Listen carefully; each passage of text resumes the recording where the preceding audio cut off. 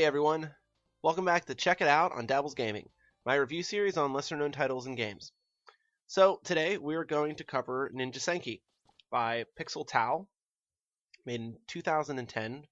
It's currently only available on PC, although on their blog they are talking about possibly porting it over to Mac, which would be great. Not that I use a Mac, but I have a lot of friends who do, and I know Mac users are kind of limited on a lot of their games. So let's break it down. I'm going to try a new format here. Usually I just play the game, talk about it, or first impressions kind of thing. I think I'm going to change this into more of an actual review. You can find the text version of the review over on my Tumblr page at dabbles.tumblr.com. It is currently up. So, without further ado, let's get started. How much does this game cost? It is free. This is a free game. You can pick it up over at www.ninjasenki.com. All links will be in the description. It is an action platformer, much like in the style of Super Mario Brothers and pretty much any platformer since then. So, what do you think when you think about ninjas? Stealthy, black-clad assassins who run around in the dark, throw shuriken at people, right? Well, what do you think about when you think about ninja video games? If you're anything like me, you think about Ninja Gaiden. Undoubtedly one of the greatest video games of the 8-bit era, if not all time. Ninja Gaiden set the bar at fast-paced ninja gaming. Ninja Senki does well in carrying the torch in the next millennium. Ninja Senki is a fast-paced action platformer produced and developed by Jonathan Levine under Pixel Tao. If you haven't heard of Jonathan Levine, don't feel too bad, because I honestly hadn't either. When I did the research for this review, I was amazed at what Mr. Levine had worked on. Originally working for Ubisoft, he's been a part of a lot of Game Boy games, Game Boy Advanced, Game Boy Color, which totally explains why Ninja Senki has such a polished 8-bit look. And you can go check out his blog for more information. It's pixeltao.ca, where he talks about his past and current projects. I know he did Wizorb or whatever that was called. He's also working on a new one called Mercenary Kings, I believe, which looks really cool. Now, with such a background in game development, there's no wonder Ninja Senki is such an amazing game. Now, you take Mega Man, turn him into a ninja, send him back in time to feudal Japan, and you have Ninja Senki in a nutshell.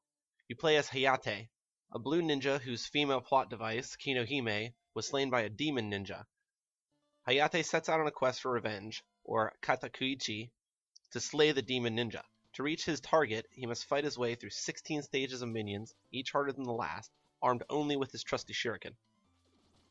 The entire game is very Mega Man-esque, from the level designs to the placement of the enemies, to the way that the enemies are subtly introduced so that you know what to expect and aren't killed by some random goon spawning out of nowhere and knocking you off a ledge. I could totally see someone trying to speedrun this game, Mega Man style, and I know that they have. In fact, if you go to the Pixel Tao Twitter, he actually has a video of a 23-minute, 58-second playthrough of this, I believe it is, which is insane for 16 levels, and they're pretty fleshed out levels.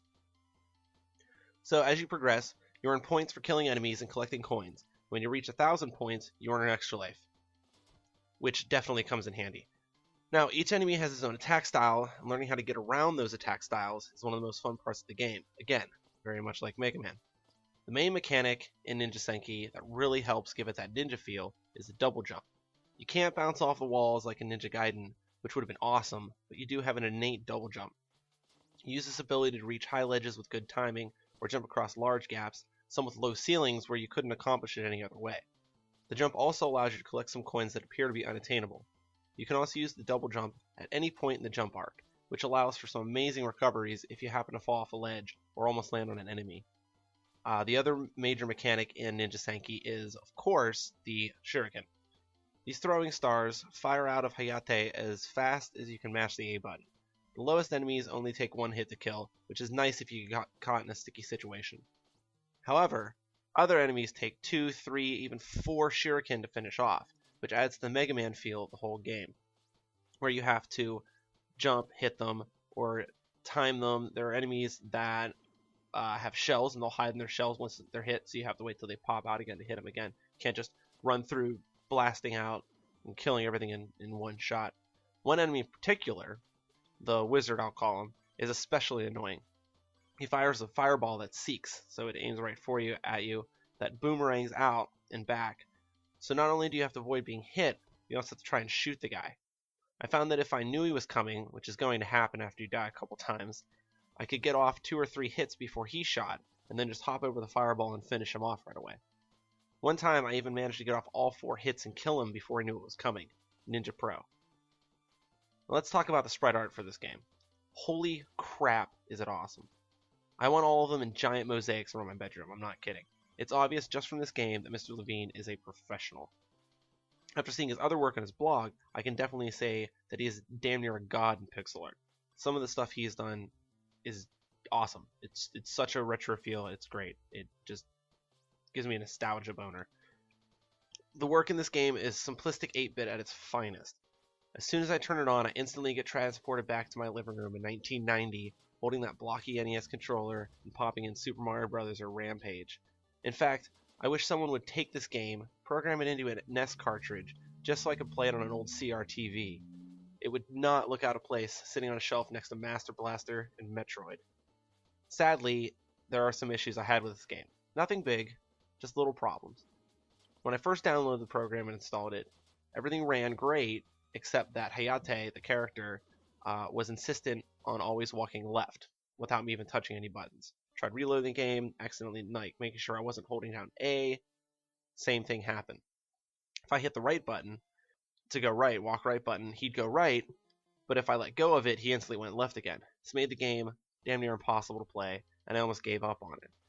Thankfully, after re-downloading and reinstalling a couple times, it works fine, and I'm having a blast. The other thing that I wish there was more of a story. The game has an absolute bare minimum of plot points. Hayate's name isn't even mentioned in the game, and until doing the research for this review, I thought his name was Senki, like in the title. The antagonist has no name, at least none that I could find, and all I know about the woman is that her name is Kinuhime. Is she his wife? His girlfriend? His sister? His daughter? Aunt? Mother? Lover? Friend? Really good acquaintance? Adding any story to this game would have just made it a million times better. Again, small complaints, and the game is still amazing and addictively fun. So, that's Ninja Senki from Pixeltao. Mega Man plus Ninja equals awesome. Go pick it up at ninjasenki.com and make sure to check out John Levine's blog at pixeltao.ca. As always, thank you for watching. I've been Dabbles, and you guys have been awesome. See you next time.